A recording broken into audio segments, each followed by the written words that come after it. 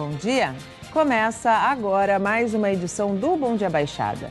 Hoje é quarta-feira, 22 de agosto, e vamos juntos até às 9 horas da manhã. Hoje vamos falar sobre o trabalho de restauração, os desafios e como o vandalismo tem dificultado a preservação da história das cidades da nossa região. Para falar sobre os assuntos, o Bom Dia Baixada recebe Leonardo Branco, restaurador. Leonardo, um grande prazer tê-lo aqui na bancada. Seja muito bem-vindo. Obrigado pelo convite, satisfação estar aqui e bom dia, Baixada.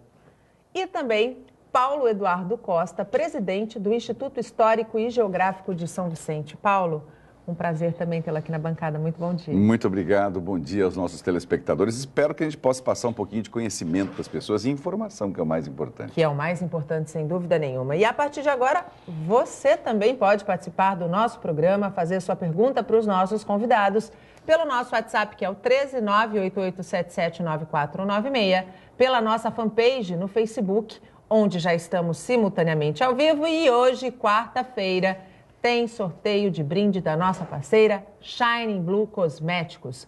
Quem acompanhar o programa e marcar 2 amigos na nossa fanpage no Facebook, onde está aí o nosso endereço na tela, e também ou na nossa fanpage ou no nosso Instagram, que também está aí, vai concorrer a esse kit completo de tratamento de cabelo da nossa querida Shining Blue Cosméticos. Você pode dar isso de presente e fazer a terça-feira, a quarta-feira de alguém muito especial. Então, a gente está junto, você tem até as 9 horas da manhã para participar. Léo, para a gente começar o nosso bate-papo, pode chamar de Léo? Pode sim. Para a gente começar o nosso bate-papo, como é que funciona o trabalho de restauração? Bom, o trabalho de restauração é desenvolvido em cima de muita pesquisa do produto, do material, da obra que vai ser executada. Assim, a gente faz uma pesquisa histórica. Vamos citar os edifícios do centro de Santos, que estão numa situação calamitosa. Bem problemática. Sim, isso a gente vai desenvolver aqui a conversa sobre isso, que houve uma audiência pública essa semana sobre a preservação do patrimônio, incitada por um grupo de São Paulo que trabalha com a preservação do patrimônio. Santos já foi referência em preservação, tanto documental como edificada. E agora a gente encontra essa situação triste que se encontra no nosso patrimônio. Voltando à pergunta, o trabalho de restauro ele é complexo. Primeiro se desenvolve uma pesquisa e depois um trabalho de execução. Muito minucioso, né, Léo? Muito minucioso, assim, atendendo todas as exigências que o próprio trabalho te pede. Cada trabalho é uma história, cada trabalho é diferente do outro. E temos as leis a seguir, porque se você descaracteriza um patrimônio público é crime. Então, fica aí, é isso que eu tenho para dizer sobre a pesquisa do trabalho de restauro. Como é que a restauração aconteceu na sua vida? Você sempre foi restaurador? Faz 23 anos que eu atuo na área. Eu saí do Exército, eu tinha 19 anos, frequentava a Igreja do Imbaré, frequentava o grupo de jovens e conheci o arquiteto Fernando Gregório, que ele é responsável pela Diocese de Santos. E a gente fez uma amizade, ele trabalhava nas restaurações de diversas igrejas, ainda trabalha, ainda está à frente. E ele perguntou se eu tinha interesse. E comecei a fazer trabalhos pequenos, assim, no fundo de igreja, pequenas imagens, pequenas telas. E fui me aprimorando, isso há 23 anos. Então, nesses 23 anos, eu fui me atualizando, estudando, me aperfeiçoando, buscando conhecimento e me aperfeiçoando na prática. E aí, eu hoje me considero, assim... Um autodidata? Assim... Restaurador, é difícil você falar que é autodidata, porque são técnicas, você tem que estudar e se atualizar. Mas o artista nasce. Sim. Antes de restaurador, eu sou artista. Então, autodidata por artista. Eu pinto minhas telas, eu faço minhas obras de escultura. E como técnica de restauro, eu estou bem apurado, porque faz 20 anos que eu estou na área. Paulo, o Léo é um grande parceiro da Prefeitura de São Vicente e do Instituto Histórico e Geográfico. Né? Eu diria até que mais do que parceiro, porque nessa área não existe formação profissional, né? E nós começamos, durante algum tempo já, a ministrar cursos de formação profissional para pessoas que não têm conhecimento do restauro. Nossa região é história muito rica. Eu até digo para as pessoas que, embora nós tenhamos lá no Instituto Histórico material do período neolítico, de 12 mil anos atrás, né? A gente tem uma história colonial agora bastante rica que que provavelmente teve visitas aí, até antes mesmo do descobrimento oficial do Brasil nessa região. Essa nossa região, Santos e São Vicente, né, a ilha de São Vicente propriamente dita, é uma região muito rica em termos de água e, em função disso, acabou sendo cobiçada pelos portugueses e espanhóis que queriam conquistar a nova terra. Então, a nossa colonização tem essa história remota que tem monumentos, coisas que precisariam ser mantidas, né? No caso do Léo, por exemplo, além das construções históricas, tem objetos históricos, tem monumentos históricos, tem esculturas históricas que precisam ser preservadas para preservar a nossa memória. Sim, né? sim. E dentro dessa preservação de memória, as administrações da nossa região, de uma maneira geral, estão sofrendo muito com a questão do vandalismo.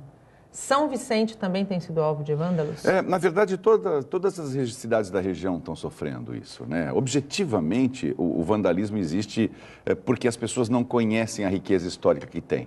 Porque se verdadeiramente reconhecessem essa riqueza histórica e entendessem que a nossa principal fonte de renda hoje é o turismo, ligado no turismo histórico, valorizariam esse tipo de material, né? É muito triste quando você vê um monumento, por exemplo, pichado, né? Ou um prédio público pichado.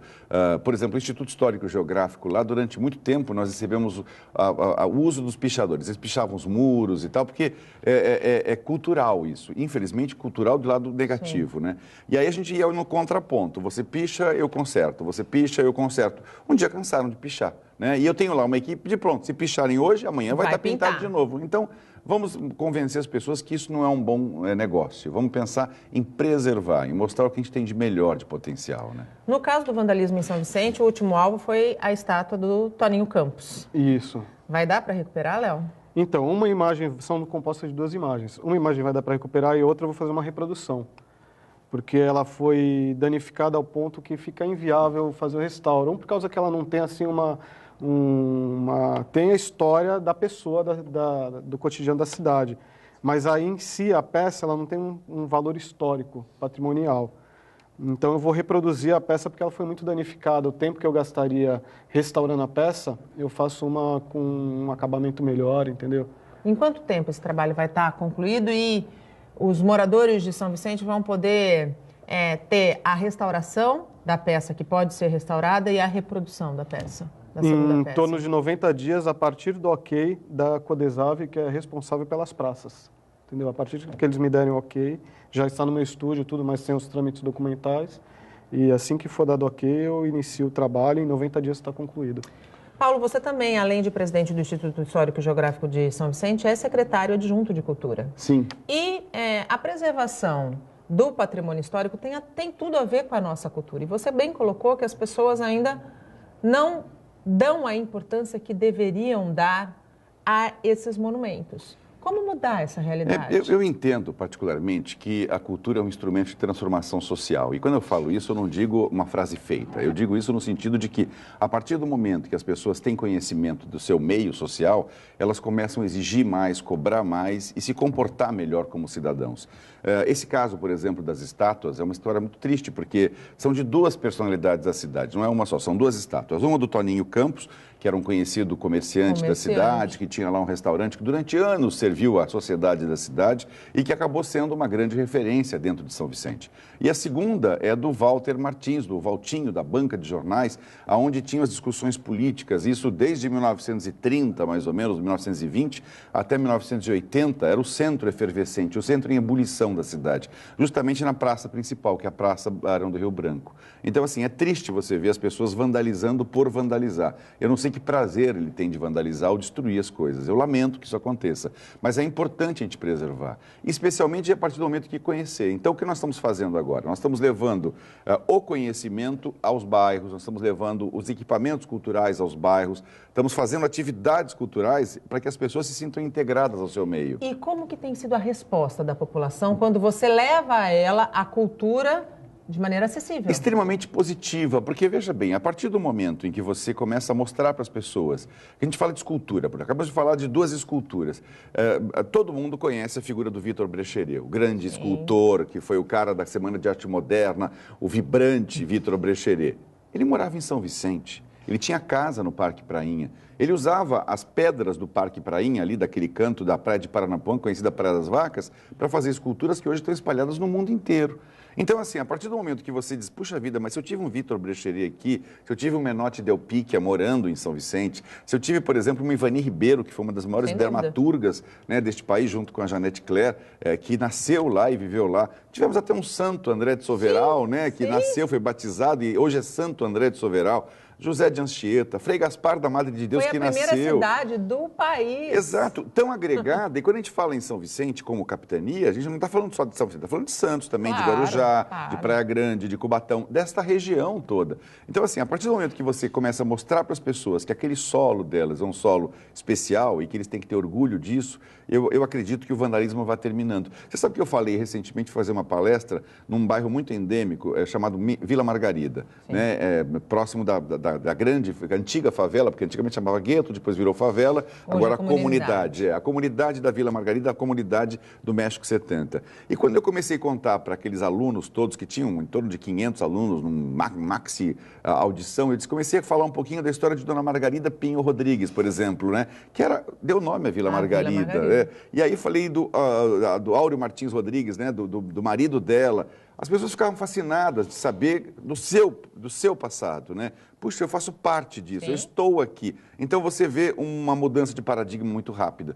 O que nós estamos falhando é de levar à população esse conhecimento. O vandalismo existe porque não tem ninguém dizendo, olha, valorize, isso é muito importante para a preservação da nossa memória. Educação tem a ver com isso? Totalmente. Aliás, não só educação, porque eu acho que cultura e educação estão intimamente ligados, né? A partir do momento em que você fornece a informação para as pessoas e traz a ela o mote do que é importante, elas começam a encarar o mundo de forma diferente. Exemplo vivo que agora a polêmica total é com relação às nossas eleições. Todo mundo discute, será que é um bom político? Será que não é? Quem são as nossas opções? Exato. E as pessoas estão começando a buscar informação, que eu acho isso muito importante. Porque se você quer um país melhor, você precisa cobrar um pouco mais das pessoas. Né? E a restauração, por exemplo, é um processo importantíssimo na preservação dessa memória, porque aí há um trabalho de pesquisa social, pesquisa histórica, pesquisa de material, né? É uma coisa muito trabalhosa, inclusive um mercado de trabalho que está crescendo bastante.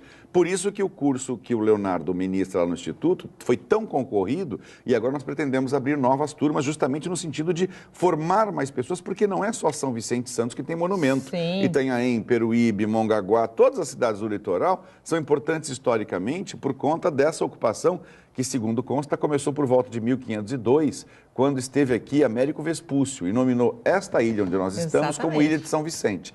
30 anos depois, veio Martim Afonso de Souza, quando ele fundou de maneira oficial a primeira vila, porque até então ela já existia, mas oficiosamente. Ela era extraoficial. Era extraoficial, Aqui estava o bacharel Cosme Fernandes, aqui estava o João Ramalho, que depois foi para o Planalto, mas de uma forma ou de outra já ocupavam esse espaço. Aí o Martim Afonso veio e falou, não, vamos organizar a bagunça. E criou realmente uma situação organizada no sentido de ter milícia, de ter juiz, de ter delegado, né, de ter uma vida, uma Câmara. Instituiu, né? Instituiu de maneira regulamentada a sociedade.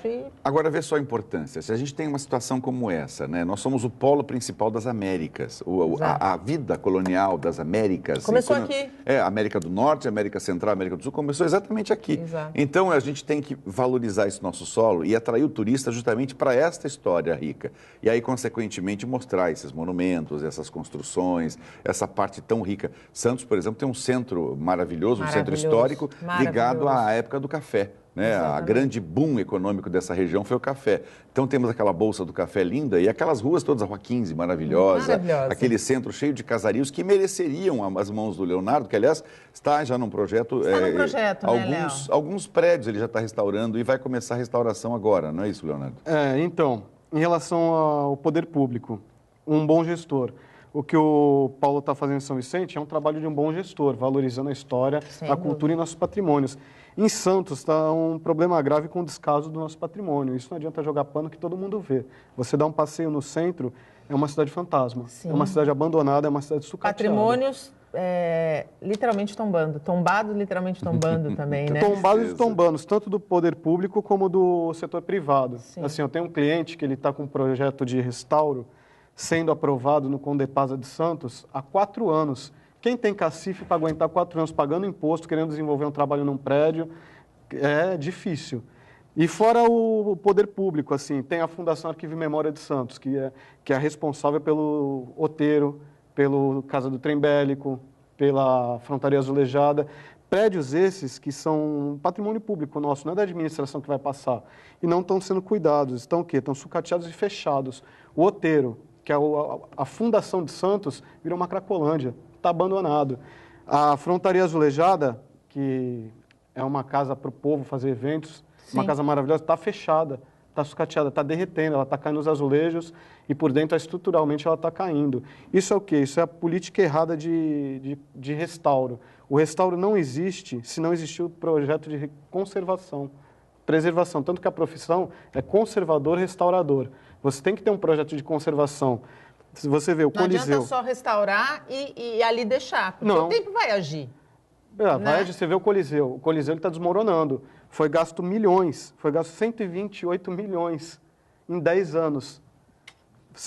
Teve 21 aditamentos, sabe? Teve envolvimento do Ministério Público, pediu a devolução dos 128 milhões para o Beto Mansur, para o Papa, entendeu? E é um problema. Assim, a administração de Santos relativa ao patrimônio histórico é ruim, é falha. A gente vê na condição que estão os nossos imóveis. Do ponto de vista dos imóveis públicos, dos imóveis que estão sob, vamos dizer, o guarda-chuva da gestão pública, como Outeiro de Santa Catarina, Frontaria Azulejada, é possível fazer a restauração daqueles prédios e deixá-los da maneira que a história os criou? Sim, é possível. É possível, como já foi feito. O Outeiro foi restaurado. A Casa do Trem Bélico foi 1,5 milhão no restauro, em 2010. Teve um furto há pouco tempo lá de 16 armas do acervo. A polícia recuperou. Então, é falta de cuidado mesmo, sabe? É falta de uma gestão com pessoas qualificadas no restauro, na preservação do patrimônio, no interesse de preservar mesmo, não, assim, cargos comissionados indicados pelo prefeito, entendeu? A gente precisa ter gente que entenda dentro dos cargos que são importantes. A gente vive falando aqui sobre a questão da meritocracia. Sim. Né? A gente precisa, para que uma gestão pública se torne eficiente, a gente precisa colocar nos cargos certos as pessoas certas, muitas vezes, né? Eu não tenho dúvida disso, até porque a gente busca hoje a excelência de serviço, né? Não adianta você colocar apenas alguém porque teve votos politicamente, se ela não tem capacidade administrativa. Na área cultural, especialmente, porque aí a cultura é uma pluralidade, né? Sim. Você tem a cultura de tudo, absolutamente. Você tem a cultura da comida, da bebida, a cultura histórica, a cultura de tudo. todos os sentidos. Então, você tem uma vastidão enorme em torno disso. É por isso que a gente busca essa diversidade sempre. Nós, lá em São Vicente, temos conseguido fazer uma cultura plural, mas bem plural mesmo. No Instituto Histórico e Geográfico, que acabou virando um polo cultural, a gente multifaceta as atividades. Por exemplo, agora nós estamos lá com uma exposição de arte belíssima chamada Urbanismo Paulista, com Paulo Dobinic e com André Alexia Lombardi, né, que estão lá justamente mostrando essa arte plural e muito linda, entrada gratuita. Mas nós temos recitais, concertos, nós temos festivais. Tivemos agora, por exemplo, no sábado, um festival de música sertaneja de raiz. É verdade. Uma coisa gostosa. Moda de viola, uma delícia. É até engraçado porque o Rodrigo Nardelli da Tribuna, quando me entrevistou, ele falou assim, mas por que música sertaneja no litoral? Eu falei, porque isso é a nossa raiz, e a raiz tem que ser preservada, né? É como festa junina, Sim. Todo ano tem que ter. A gente até acha assim... É como carnaval, todo ano tem que ter. E isso preserva a nossa união enquanto povo, né? O que mantém o nosso povo unido, não só a língua, mas são esses costumes, esses hábitos, esse lugar comum de praticar essa coisa coloquial em comunidade, que é uma delícia. E que não pode se perder, sem dúvida nenhuma. O Bom Dia Baixada vai para um rápido intervalo. No próximo bloco, a gente segue falando sobre o trabalho de restauro e sobre a questão do vandalismo em patrimônios públicos. Não saia daí, até já. O Bom Dia Baixada está de volta e o incêndio que destruiu 17 barracos na Vila Esperança, em Cubatão, deixou 42 pessoas desabrigadas. Entre elas, 15 crianças e adolescentes. Pela manhã, Patrícia olhava o lugar onde ficava a casa dela. Não sobrou nada. Minha casa ficava naquela imediata ali, onde é que está aquela pia, onde é que está a pia. Ali era a cozinha, aqui era a sala, onde é que começou o incêndio.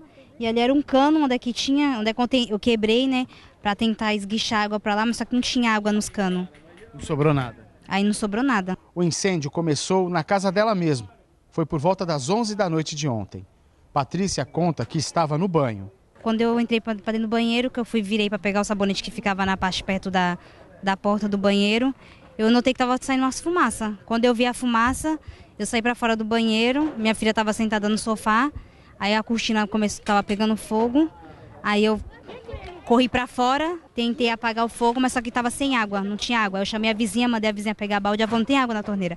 Aí foi quando eu saí correndo para frente e minha filha já estava lá na frente já também. Aí não teve tempo de fazer mais nada? Não teve tempo de fazer mais nada. Essa outra casa ficou parcialmente destruída.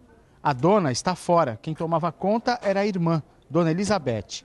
Hoje tentava resgatar o pouco que restou. Ela conta que mora bem pertinho do local do incêndio. Foram momentos de terror. Desespero, porque olha quantas pessoas que perdeu tudo aqui, né? Crianças, tudo saindo correndo, animais, né? E eu morrendo de medo também para chegar o fogo até lá, né? Que tem outras casas, a gente que fica com chave de outras pessoas, tenta tirar as coisas de dentro, bujão, para não explodir mais. Nessas imagens enviadas por um telespectador dá para ver o clarão, a altura das chamas que consumiram tudo. O cenário é de desolação total. O que a gente vê aqui é muita madeira queimada. Ali ao fundo tem uns restos de móveis, parece até um resto de uma máquina de lavar que sobrou, uma pia que ficou retorcida. E olha só o que a gente encontra aqui. Mostra para mim, Leandro. Aqui tem uns restos de roupas que as pessoas não conseguiram levar. E olha, eu vou andar aqui. Ficou para trás. Olha só. Uma calça que a pessoa saiu correndo certamente e deixou aqui. Ao todo, 17 famílias estão desabrigadas. A única coisa boa nisso tudo é que não houve vítimas. As famílias foram trazidas para o centro comunitário da Vila Natal. Algumas já foram para a casa de parentes. O prefeito de Cubatão, Ademário Oliveira, disse que as famílias vão receber a ajuda necessária. Já foi feito o cadastramento e caso a caso vai ser estudado para encontrar a solução. O poder público tem feito de tudo para minimizar o sofrimento de todas as percas que ocorreram. Desde a alimentação, que optaram em ficar na Sociedade São Vicente de Paula, e também a oferta de abrigos conveniados com a Prefeitura, do terceiro setor, para que elas possam permanecer com condições dignas, com toda a estrutura, até a Prefeitura, junto com a Secretaria de Habitação, Desenvolvimento Social, buscar em caráter definitivo uma solução para esse problema. E é preciso mesmo buscar um caráter definitivo para a solução desse problema, que não é só de Cubatão. Dessa vez, foi na Vila Esperança, em Cubatão, mas quantos incêndios em comunidades nós já noticiamos aqui? Por sorte, na maioria deles, as perdas são materiais. Mas para quem tem tão pouco, o tão pouco geralmente é tudo que a pessoa tem na vida. Por isso que é preciso buscar uma alternativa definitiva para esse déficit habitacional que assola e só cresce na nossa região. Hoje, a estimativa ultrapassa as 100 mil moradias, cerca de 150 mil moradias. É preciso pensar não apenas localmente sobre o problema quando o incêndio acontece, mas é preciso sentar à mesa e pensar de maneira metropolitana, para aí sim achar uma solução definitiva para o problema do déficit habitacional. E voltamos com os nossos convidados. Participam do Bom Dia Baixada, Leonardo Branco, restaurador, e Paulo Eduardo Costa, presidente do Instituto Geográfico de São Vicente. Você também pode participar do nosso programa, fazer a sua pergunta para os nossos convidados, através do nosso WhatsApp, que é o 13 98877 9496, pela nossa fanpage no Facebook, onde já estamos simultaneamente ao vivo desde as 8 horas da manhã. E você que acompanhar o nosso programa e marcar 2 amigos na nossa fanpage, no Facebook, está aí o nosso endereço, ou no nosso Instagram, vai concorrer hoje a este kit completo de tratamento de cabelos da nossa querida parceira Shining Blue Cosméticos. Corre que ainda dá tempo. São 8h35 até as 9 horas, até 5 para as 9, dá para você participar. E a gente volta aqui com o nosso bate-papo com os nossos convidados. Léo, as condições do ambiente interferem no trabalho do restauro? Dificultam ou facilitam? Ou isso é um pormenor no trabalho? Interfere em cada trabalho. Assim, a restauração de uma tela tem que ser num lugar adequado, seco, sem umidade.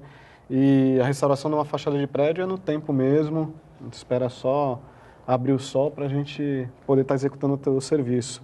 Agora, mês que vem, eu vou estar iniciando um trabalho grande de restauro no centro de Santos, que são 5 imóveis tombados, nível 1 e 2. Ali na Senador Feijó, de esquina com a General Câmara. Nível 1 e 2, para que o telespectador entenda, são os níveis mais críticos de preservação, né, Léo? Sim. O nível 2 é volumetria de telhado, fachada, e o nível 1 é a preservação total do imóvel, interno como externo. E eu vou estar iniciando esse trabalho lindo aí, através do Instituto Histórico, nós temos laboratório de pesquisa de restauro lá, que está à frente desse trabalho. Estavam as placas lá e, misteriosamente, o presidente do Condepasa pediu para retirar, sendo que o proprietário tinha autorizado a colocação das placas, e eu procurei por lei, não há impedimento. São coisas que acontecem em Santos que é complicado em relação ao patrimônio. Há um mistério maior no centro de Santos, sabe? O de poder desenvolver a recuperação do centro. Você vê que o centro está abandonado. Sim. Os proprietários não têm condições de fazer restauro com o que a prefeitura favorece no projeto Alegra Centro, que virou um projeto Entristece Centro.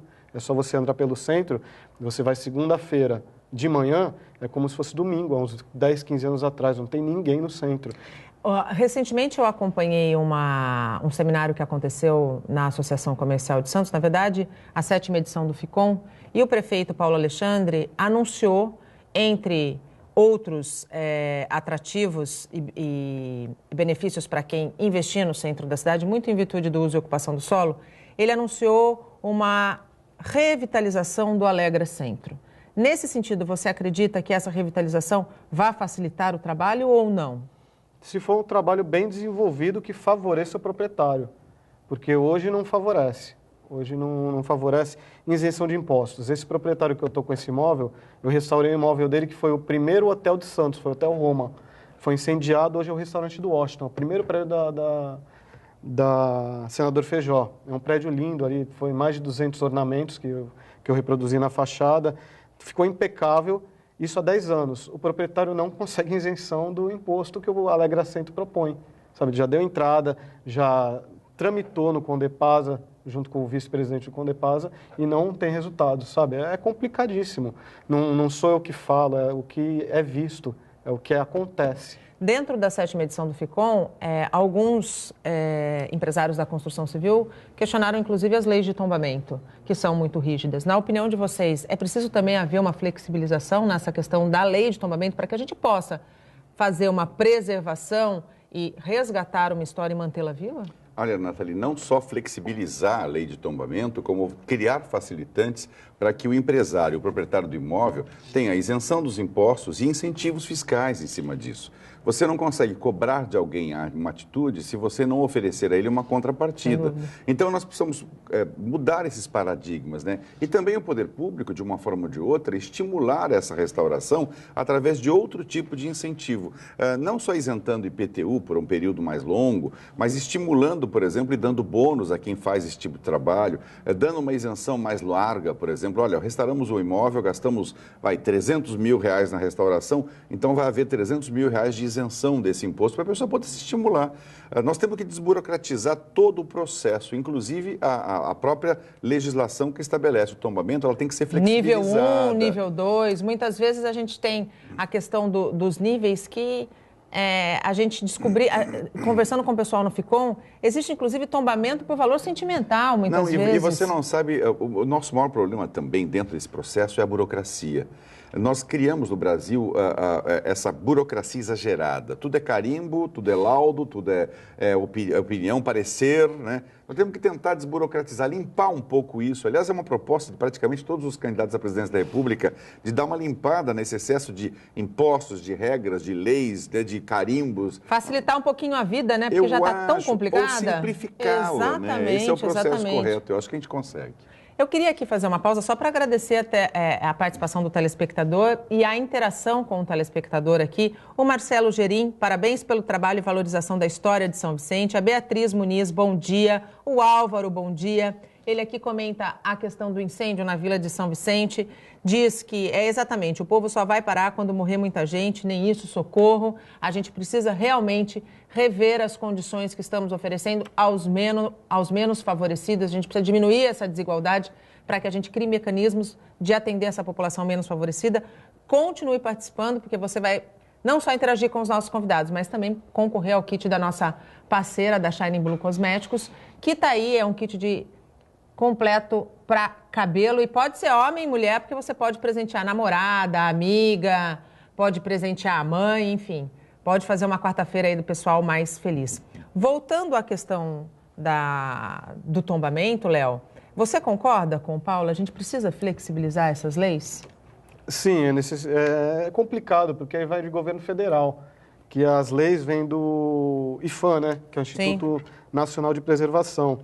Então fica meio difícil assim flexibilizar as leis em relação ao tombamento, mas flexibilizar as leis em relação à facilidade de restauro é extremamente necessário, senão nós vamos perder tudo que tem de história edificado. A própria prefeitura não consegue manter, o que ela quer exigir dos particulares? Você acredita, a nova lei de uso e ocupação do solo, ela foi aprovada recentemente pela Câmara de Vereadores e sancionada pelo prefeito e tem o foco na reurbanização do centro da cidade, onde tudo começou e onde, como você bem disse, todo mundo conhece, hoje é um centro degradado, é um centro abandonado e é história se perdendo dia a dia. Você acredita que essa revitalização, esse repovoamento do centro da cidade possa acontecer de fato? Eu quero acreditar, só que hoje em dia acreditar em proposta de governo é tão difícil, é tão, assim, difícil, porque, assim, já foram propostos para o Centro de Santos vários projetos e a gente vê o Centro de Santos derretendo, acabando. Enquanto a prefeitura não deu exemplo na preservação dos seus imóveis, ela não pode propor projeto nenhum de remodelação do centro se ela não dá o primeiro passo. Então, se ela está deixando o nosso patrimônio se desfazer, se ela está deixando a nossa história embora, se não tem a verdadeira, assim, amor. O que falta é amor à nossa cidade, sabe? Tirar um pouco os interesses pessoais e colocar a cidade em primeiro lugar. Além de São Vicente e Santos, quais foram as outras cidades para as quais você já prestou serviços de restauração aqui na nossa região? Eu trabalhei bastante em Praia Grande, para o Padre Thomas, trabalho com a parte de arte sacra de lá com ele. Fiz Litoral Norte também, as igrejas. Eu trabalho muito para a Diocese de Santos. Então, a Diocese de Santos abrange aí o litoral todo. E do ponto de vista de vandalismo, quais foram as cidades quais são as cidades que você mais atende do ponto de vista de vandalismo? Então, agora eu estou, assim, atender a cidade vai dar disponibilidade do poder público em querer trabalhar na preservação. São Vicente está dando um exemplo de preservação de patrimônio. Nós estamos trabalhando nas imagens das praças, nas placas, nas reproduções de placas de bronze, que foi uma iniciativa do Dr. Paulo. E em Santos, assim, eu trabalhei muito na gestão do presidente José Manuel, quando ele era o presidente da Fundação Arquivo e Memória. Eu fiz a única área interna da frontaria que foi restaurada, foi a Sala Serafim Gonzalez, foi o que fiz uma parte do outeiro externo. Só que atualmente não se desenvolve trabalho nenhum de restauro pela... O outeiro e a frontaria, eles têm nível de tombamento 1?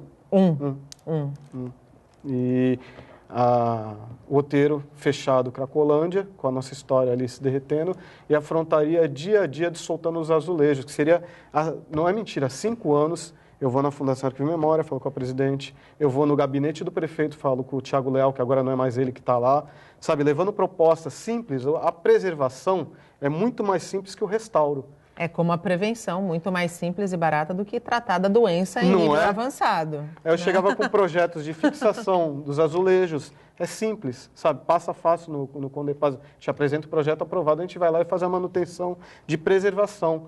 Só que, assim, aquele botãozinho aqui, não temos verba. Aí você olha nessa fundação, ter cargos comissionados por pessoas que não fazem é doído, sabe? E o resultado é nosso patrimônio no chão. Não pode, tem que mudar. Eu tenho certeza que o prefeito Paulo Alexandre está acompanhando o nosso programa. Ele sempre assiste, o pessoal da assessoria vai levar certamente essas demandas, porque não é o Léo falando, é uma comunidade toda que quer, de fato, ver a história do Centro de Santos preservada, porque foi ali onde tudo começou. E, Nathalie, é o Léo, conselheiro de Cultura de Santos, eleito pelo povo para defender o patrimônio histórico, sabe? A gente brinca, fala que é um vereador sem salário. A gente vai em audiência, a gente puxa uma bucha enorme, pode ficar malquisto pelo governo, tudo, mas é o trabalho que tem que ser feito. Precisa ter uma pessoa assim, precisa ter o chato, não precisa, Paulo? É fundamental, é por isso que São Vicente, nesse aspecto, está na frente. A cidade de São Vicente não só está restaurando e recuperando seus monumentos e preservando o que tem, como está mantendo cursos de formação profissional. A gente está ampliando esse universo, porque a gente sabe que a demanda vai aumentar muito a partir do momento em que se reconheça a importância E a gente precisa criar outros léus, né? Exato, nós precisamos Formar ter outros novos léus. para que eles possam se disseminar e atender esse mercado. Santos, infelizmente, não está cumprindo o seu papel. Graças a Deus, São Vicente está fazendo da maneira correta, né? Então, isso é importante, que sirva como exemplo, né? Eu acho que a fiscalização dos olhos do povo são o melhor termômetro para o poder público. O Bom Dia Baixada vai para um rápido intervalo. Mais um, a gente volta em instantes. Até já. Estamos de volta e chegamos ao último bloco do nosso programa. Começa na próxima segunda-feira a terceira etapa das obras na entrada da cidade. O anúncio foi feito pelo prefeito Paulo Alexandre Barbosa durante a entrevista coletiva. A primeira das 4 fases de obras da Zona Noroeste está praticamente concluída. 97% dos 18 quilômetros para faixas de ônibus já estão prontos. A segunda etapa, que consiste na criação da Avenida Beira Rio e 1 quilômetro de ciclovia, tem 15% finalizada. A previsão de término é para 2019. A terceira, que prevê a reestruturação do sistema de drenagem do Sabuó e a construção de um viaduto que vai ligar a Avenida Nossa Senhora de Fátima a Martins Fontes, vai começar agora. As obras vão até 2020. Uma obra de arte importante para a cidade, vamos eliminar esse tempo de semáforo e a partir do dia 27 nós vamos começar as interdições de trânsito na Avenida Martins Fontes, na pista local. A população está sendo devidamente informada, a população do entorno, estamos fazendo todo o trabalho de comunicação, também o trabalho com as autoridades de segurança, para que nós tenhamos aí um reforço de policiamento em todo o entorno da entrada da cidade. A quarta e última etapa, ainda em processo licitatório, será a construção da ponte sobre o Rio São Jorge. Vão ser construídos acessos que vão ligar a rodovia Anchieta ao Bom Retiro. A ideia é concentrar nesse espaço o tráfego de caminhões. Nós estamos fazendo não só asfalto, mas sim também drenagem, troca da tubulação, trocando tubos, por exemplo, de 60 centímetros de diâmetro por 1,5 metro. Tubos que estavam assoreados e que nunca foram trocados, estão há mais de 80 anos no mesmo local, entupidos, estarão sendo trocados para que a gente possa garantir o escoamento da água, fluidez e uma melhor condição no entorno de toda a entrada da cidade. Paulo Alexandre Barbosa minimizou os impactos negativos das obras. Se nós estamos falando da maior obra viária já feita na cidade de Santos, isso vai gerar impacto, mas o transtorno vai ser temporário para a população. E o benefício vai ser permanente, porque nós vamos ter uma nova entrada, uma nova cidade a partir dessa obra que será feita. Ao todo, vão ser investidos 290 milhões de reais, dinheiro obtido junto à Caixa Econômica. O objetivo é melhorar a vida das pessoas que moram na Zona Noroeste. São investimentos em mobilidade urbana e drenagem para acabar com as enchentes. Um dos primeiros resultados práticos está na área habitacional. Cerca de 140 famílias que moram em palafitas, na Alemoa, já estão sendo transferidas para um conjunto popular na Caneleira. A partir de hoje, as equipes da Coab já estão trabalhando nessa direção, de forma que tudo está dentro do planejamento da Prefeitura e não vai haver nenhum tipo de problema para essas famílias que terão um lugar muito melhor, com mais dignidade para morar. Uma nova cidade, uma grande obra, esperada há muitos anos. Como disse o prefeito, a maior obra que a cidade já recebeu. Não são apenas os moradores da Zona Noroeste que merecidamente estão tendo a atenção do poder público, que há muito tempo lá sofrem com enchente, sofrem perdendo as poucas coisas que conseguem conquistar, como as famílias que vivem em palafita e agora vão ser transferidas para um conjunto habitacional, mas todas as pessoas que vivem em Santos chegam de São Paulo pela nossa entrada da cidade, que ainda é uma vergonha. Todo mundo que precisa sair ou chegar à cidade não acredita que a cidade que abriga o maior porto da América Latina tem um gargalo tão grande. Essas obras, elas são extremamente importantes. Não é só uma nova obra, não é só uma nova cidade, é toda uma nova região. Aliás, um grande passo para a minimização da relação conflituosa entre porto e cidade. E voltamos com os nossos convidados, participam do Bom Dia Baixada, Leonardo Branco, restaurador, e Paulo Eduardo Costa, presidente do Instituto Geográfico de São Vicente. Ainda dá tempo de você participar do nosso programa, fazer sua pergunta para os nossos convidados pelo nosso WhatsApp, que está aí na tela. E faltam 5 minutos para a gente encerrar. o sorteio do nosso kit, da nossa parceira da Shining Blue Cosméticos. Eu quero aqui abrir para a participação do telespectador.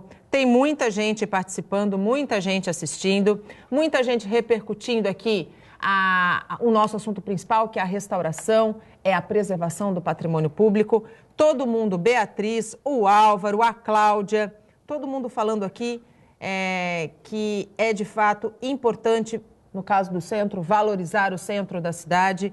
O Álvaro também diz que essas obras são importantes, mas precisamos de mais, é verdade, precisamos de mais.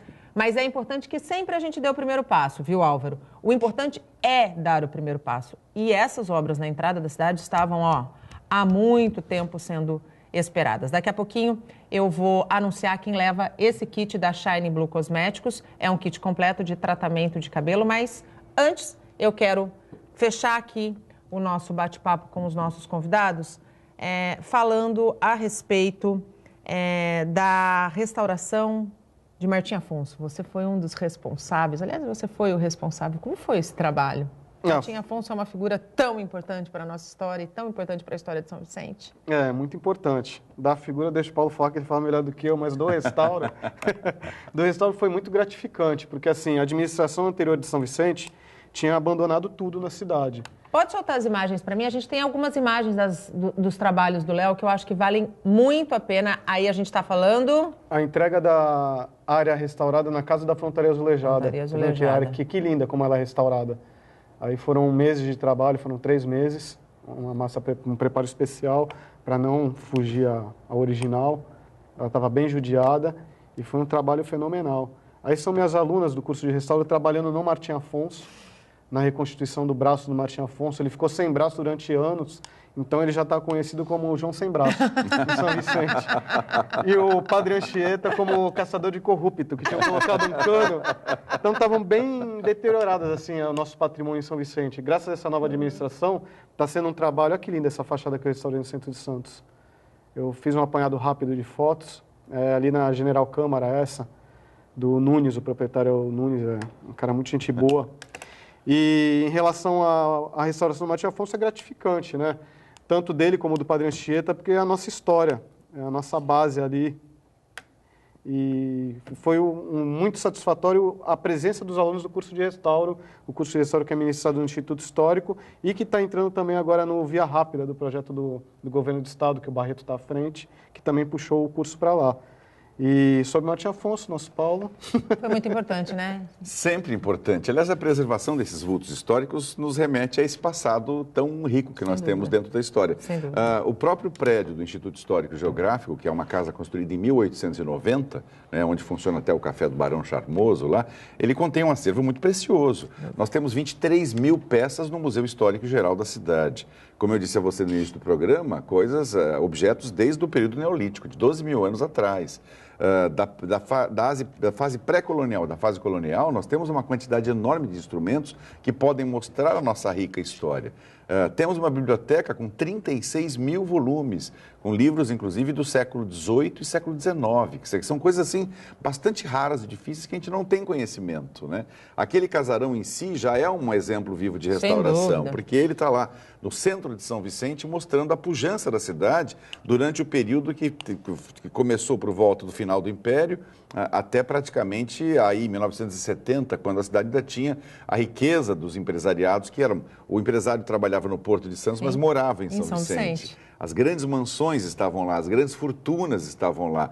A parte cultural daquela região era muito efervescente, porque escritores, teatrólogos, atores, pintores, artistas plásticos de toda a natureza, a gente começou a abrir essa leque e mostrar para as pessoas esse potencial, né? Isso é muito importante. E Martim Afonso deixou de ser João Sem Braço. Deixou de ser Martim Afonso de Souza, o fidalgo português que, de fato, instituiu a vida correta aqui nessa região, né? Instituiu a vida civilizada na nossa região e nas Américas, porque aí deu o desando da coisa para correr. Exatamente. Infelizmente, o nosso tempo acabou. Léo, muito obrigado pela tua participação. Eu ouço falar muito bem do teu trabalho e eu estudei um pouquinho sobre você, pesquisei um pouquinho sobre você. Parabéns, porque além de muito conhecimento, você tem amor pela preservação da história. E isso precisa existir em cada um de nós. Muito obrigada. Obrigado a você, Nathalie, pelo convite. Também sou fã do seu trabalho, te acompanho todo dia. É um jornal ímpar que luta pela verdade, com ótimos convidados, e estou à sua disposição para o que precisar. Muito obrigada. Paulo, um prazer te conhecer. O prazer foi meu. Foi enorme. ótimo o nosso bate-papo e parabéns pelo teu trabalho frente ao Instituto. Obrigado, obrigado. É importante para preservar. A gente valoriza a história, valoriza nosso passado e valoriza até a formação cultural. Por isso que é importante a gente somar. Sem dúvida nenhuma. E quem ganhou o kit da nossa parceira Shining Blue Cosméticos foi a Beatriz Muniz. Ela está nos acompanhando ao vivo pela nossa fanpage. Beatriz, é só você entrar em contato com a nossa produção pelo nosso WhatsApp, vou pedir para pôr na tela, 13 988779496, para combinar a retirada do seu kit. Muito obrigado a todos que participaram aqui do programa nesta quarta-feira. Amanhã a gente volta ao vivo, a partir das 8 horas da manhã. O Bom Dia Baixada fica por aqui. Você pode ficar bem informado sobre tudo o que acontece na região e no mundo acessando o Santa Portal. Até amanhã!